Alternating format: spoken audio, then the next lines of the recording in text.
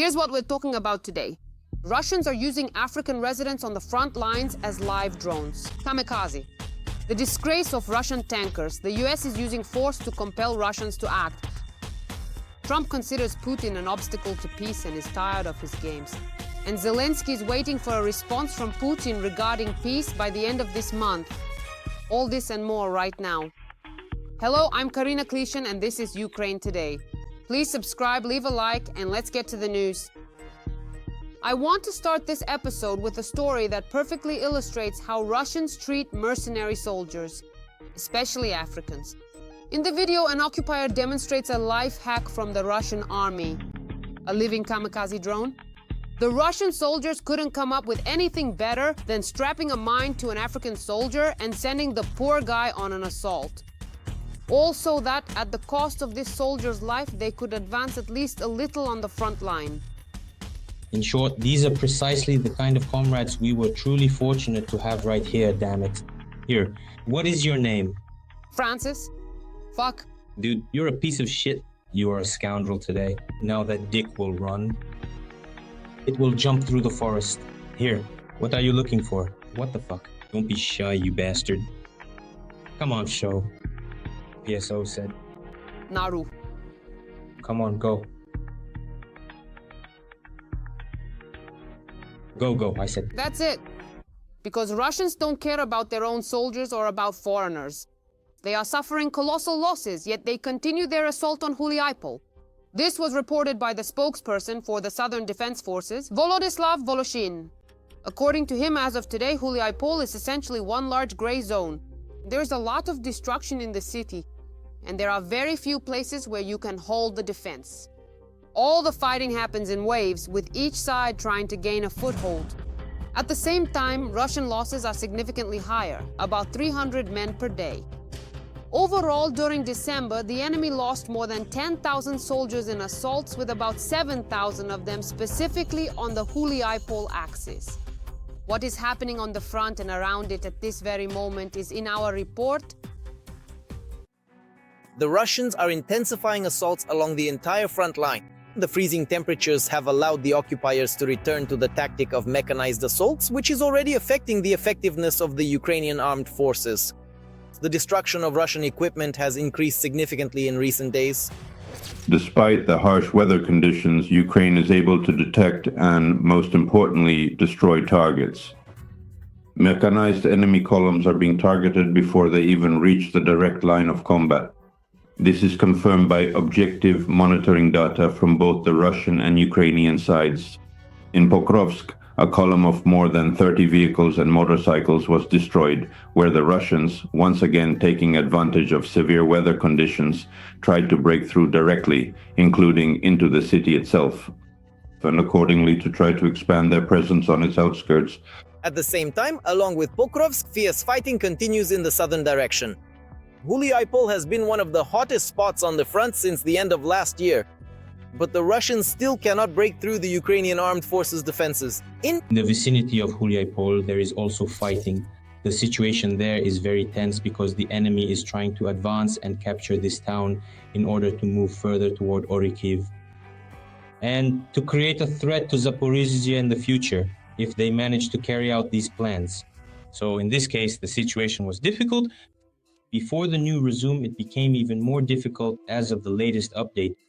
At the same time, analysts note that the Russians are changing their tactics in many areas. The previous tactic of infiltrating in groups of 2 to 3 people no longer yields results. Our drone operators take them out even as they approach our positions. Therefore, in the Russian General Staff,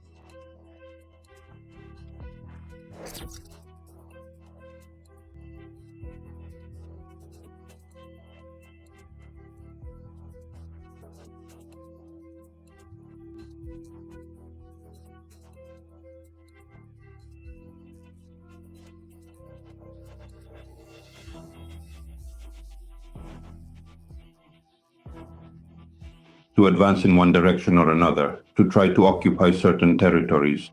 moreover, Putin is clearly in a hurry to show results ahead of the upcoming negotiations, experts believe. For this, it was decided to sacrifice even the remaining armored vehicles. Despite the regular destruction of Russian convoys, assault troops are still being sent into battle on vehicles so they can advance at least a few dozen meters. Further, Similar incidents have been recorded in the Hryshyn area. There, the occupiers, using a large number of armored vehicles, unsuccessfully tried more than 6 times to break through Ukraine's defenses. Moreover, units of the 76th Airborne Division, considered elite by Russian standards, were used as assault troops. Additionally, a similar tactic involving armored vehicles was used in the areas of Myrnograd and Rodinsky, and also in the Dobropilya direction. but there aren't nearly enough iron horses, let alone armored ones, for everyone. For those less fortunate, they're given horses, ordinary ones, for assaults. This kind of cavalry was spotted by the defense forces in the Kostiantynivka direction. The result was predictable. The animals were destroyed, but the horses were unharmed, the defense forces reported. However, analysts admit that this direction has indeed become more active. In the near future, a period of waiting is expected. There is very heavy pressure from 3 sides, with almost constant Russian attacks along the entire front, as well as extremely intense suppression and leveling of the city using various means of destruction. The T-0504 highway is a highly likely direction for an attack which the Russians are already using quite frequently. In addition, we are observing a significant increase in Russian activity to the north of Chasiv Yar. However, at the moment, the situation here is completely under control. The valiant defense forces, who, by the way, manage not only to effectively repel relentless attacks along the entire front line, but are also remarkably and exceptionally highly effective, demonstrating significant precision and devastating impact at successfully striking critical Russian rear positions, which include vital supply lines, ammunition depots, and command and control centers, thereby disrupting their logistical capabilities and operational readiness. This concerns one of the units of the 51st Army. At the same time, positive news continues to come from Kupiansk as well. According to the commander of the Achilles Unmanned Systems Regiment, the situation there was turned around and the enemy was blocked on the outskirts of the city, which now completely prevents them from infiltrating the settlement. Blackout in Belgorod. Hundreds of thousands of Russians are left without electricity and heat during the harshest frosts. The city is on the brink of a humanitarian catastrophe. This is what Putin has achieved with his barbaric shelling of Ukraine. They threatened on TV screens that they would plunge Ukraine and all of Europe into darkness. But in the end, they got a total blackout in Russia itself. No electricity.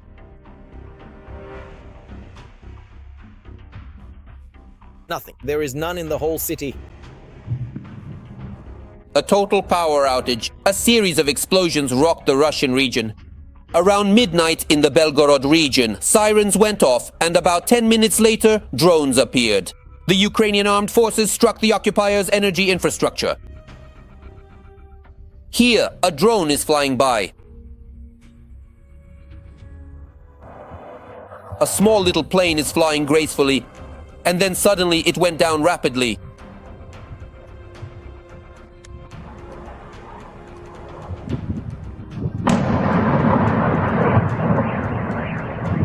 Oh, so where's the air defense?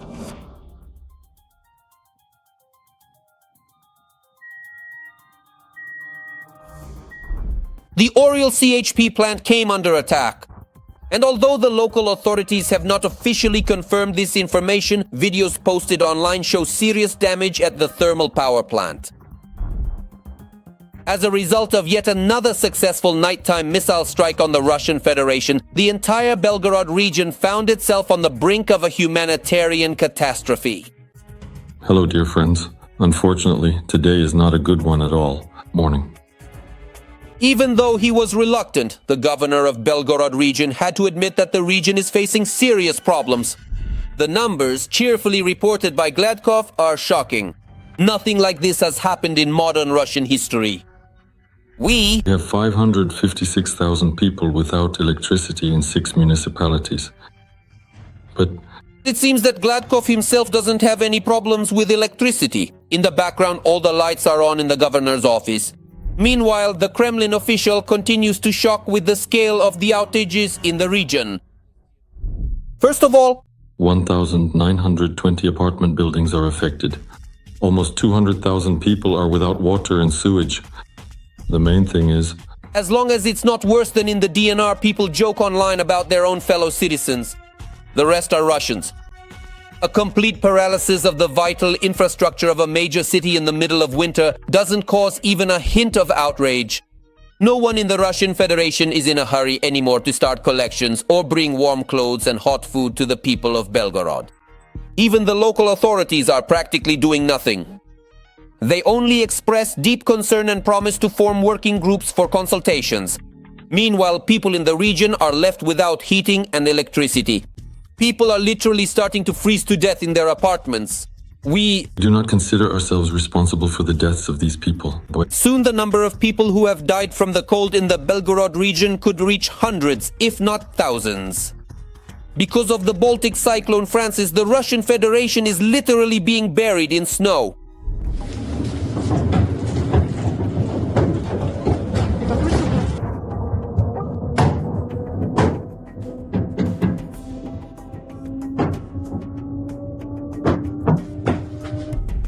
In Russian cities, snowdrifts of 65 centimeters and higher are expected.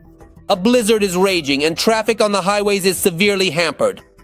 In such conditions, with no electricity, water or heat, Belgorod is on the verge of freezing and dying out. The Belgorod region is truly facing very serious humanitarian challenges. In terms of energy, heat,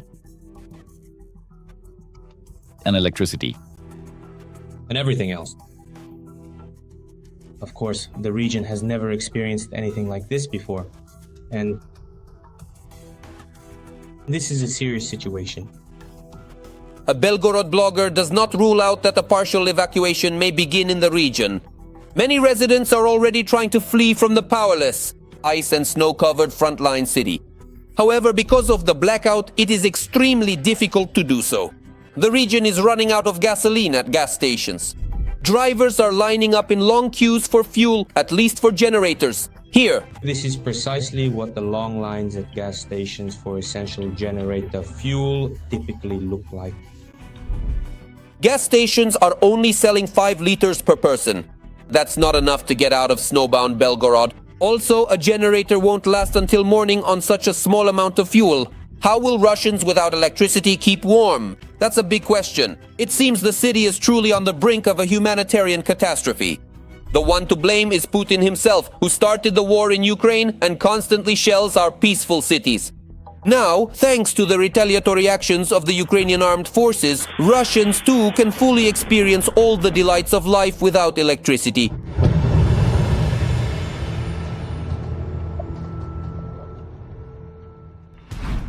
On the night of January 9th, Russia struck Ukraine with a medium-range ballistic missile for the second time during its full-scale invasion. Nutcracker. If in the fall of 2024 the goal was the Dnipro, now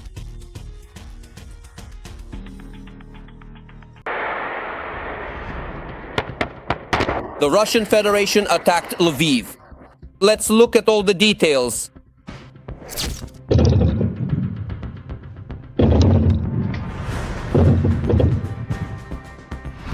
Explosions in Lviv were heard about 10 to 15 minutes after the air raid alert was announced. A video appeared on social media showing 6 consecutive flashes. This is similar to a video from Dnipro on November 21st, 2024. On the night of January 9th, Putin's occupiers carried out a combined strike on critical infrastructure sites in Ukraine. The Russian Ministry of Defense immediately boasted about the Russian dictator's favorite toy, the so-called unparalleled Orishnik, and claimed it was a response to the strike on Putin's residence. By the armed forces, the Russian armed forces launched a massive strike with high-precision weapons, long-range, ground and sea-based, including mobile ground-based missile systems, at medium range with the Orishnik, as well as with strike unmanned aerial vehicles targeting critically important facilities on the territory of Ukraine. The Russian Federation's strike on Ukraine with the Orishnik was confirmed by the Air Force of Ukraine. Their data indicates the missile flew at 13,000 kilometers per hour on a ballistic trajectory. Although the Orishnik can carry nuclear warheads, the strike on Lviv as well as on Dnipro was clearly carried out without such a warhead. The launch was conducted from the Putin'S testing range.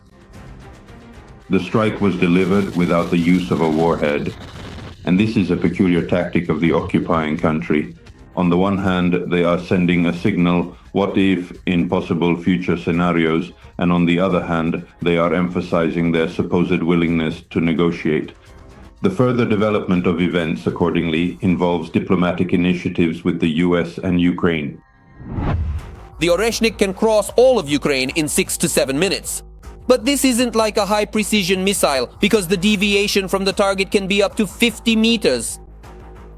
In terms of its sheer destructive power, this advanced missile is truly comparable to a classic conventional ballistic missile. Indeed, it possesses several times greater explosive power, making it an exceptionally formidable weapon system.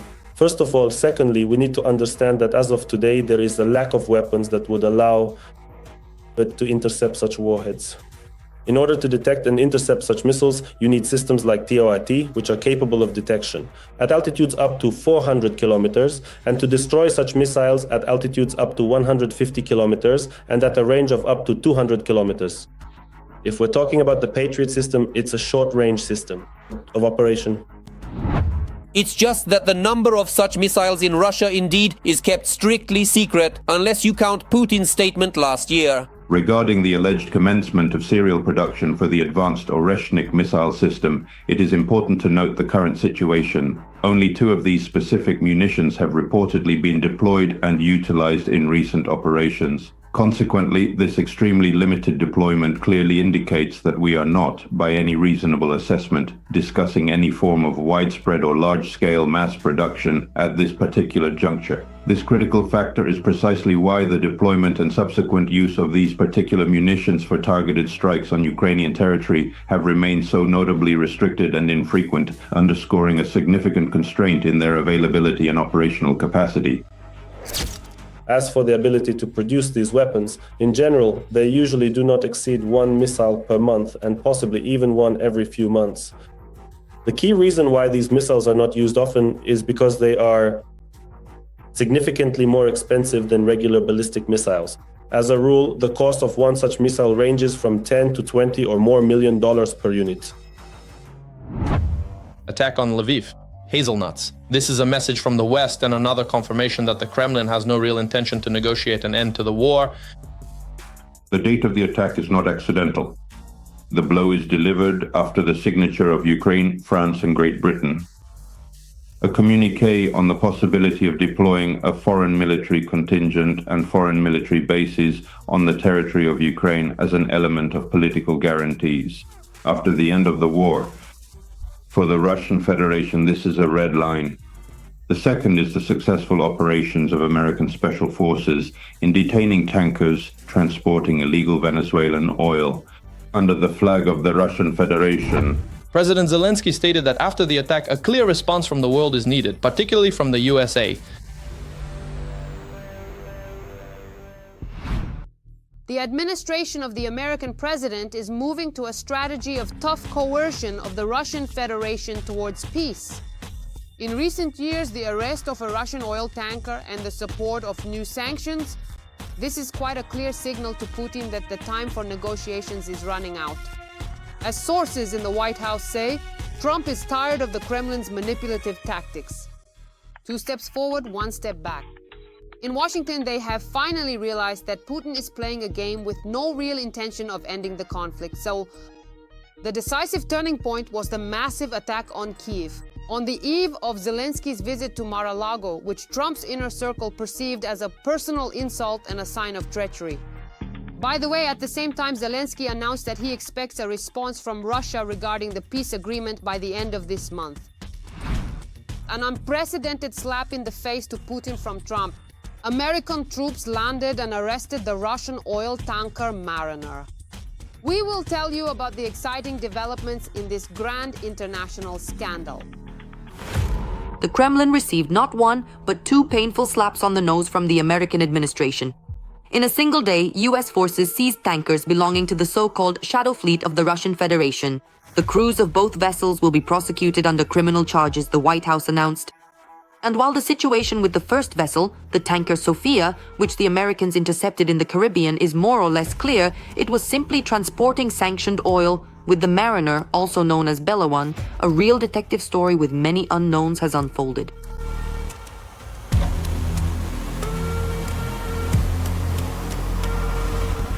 At the end of December last year, the tanker Bella 1, which allegedly belonged to a Turkish company and was under US sanctions for transporting Iranian oil in the interests of, among others, Hezbollah, tried to break through the maritime blockade of vessels connected to Venezuela. The crew refused to allow an inspection. It tried to escape from the US Coast Guard and the Caribbean Sea into the Atlantic. On the way, quite literally, a Russian flag appeared on board. And from Bella 1, the vessel was renamed to Mariner. Despite the note of protest from the Russians, the Americans pursued the tanker and on Putin's Christmas simply boarded the deck.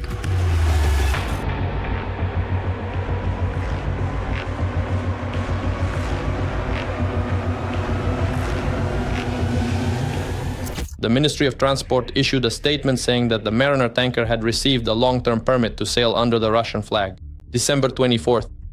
And its seizure was illegal because according to the norms of the 1982 United Nations Convention on the Law of the Sea in open waters, the principle of freedom of navigation applies, and no state has the right to use force against vessels that are properly registered under the jurisdiction of other states.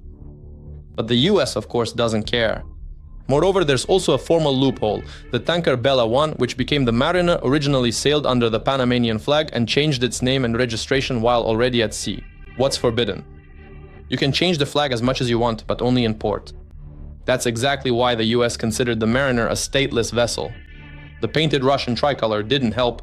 Now the Russians are appealing to the UN. How could this be? A violation of international standards. Is that what you're saying? You black-mouthed fascists, criminals, and war criminals? You're going to talk about some rules and violations. It seems to me the world is laughing right now when it tries to talk about this. It's still unclear who the true owner of the Bella Mariner is. According to the Armed Forces new newspaper Europe, it's a so-called businessman from Russian-annexed Crimea, Ilya Bugay. He is the director and sole owner of the Russian company Borivest Marine. His company was registered in Ryazan just half a year ago. However, it seems that it was indeed operating in maritime transportation. On job search websites, you can find several vacancies posted by the company in 2025 related to shipping. Since 2018, Bugay has also held the position of general director at the company Rusneftekimtorg, which is engaged in the trade of petroleum products. In 2020, the company earned 4 billion hryvnias. Then production dropped significantly, including in 2024. The most accessible data the company received were extracts. There is also no exact list of crew members. According to various sources, among the crew, in addition to Russians, there are Ukrainians and even citizens of other countries, either from Georgia or from India. But the most interesting thing is why the Bella Marinera, which was supposedly empty, suddenly changed course and started zigzagging across the seas. And why did the Americans pursue the vessel for so long and eventually board it? Who is the owner? What was he transporting? Why did he come empty from Iran to Venezuela? No one can make any sense of this at all. And what is actually on board? Maybe they already dumped it into the sea a long time ago? So now the Americans will be figuring out what this big rusty vessel is all about. One of the theories is that there were actually weapons on board the Bella Mariner, most likely drones. And the crew members are not civilians at all, but military personnel. Accordingly, that's why the Russians sent an entire submarine and warships to the tanker, which ended up observing the Americans seizing the vessel. The fact that the Russians once again abandoned their own caused a whole storm of emotions among the Z propagandists. But literally within a day, from calls to strike Washington, they changed their minds, deciding that the loss of one rusty tub would not affect the might of the Kremlin. Meanwhile, analysts note that this operation has become a new chapter in the story of shadow ships, which are sailing across the seas and oceans. There are several thousand of them around the world. And if previously no one paid attention to them, now 4 more are under scrutiny. Russian tankers risk sharing the fate of the Sofia and the Bella Marinere. That's all for today. Thank you for watching. Strength to the Ukrainian defenders, both men and women. Glory to Ukraine. Subscribe, like, comment, share, and see you next time.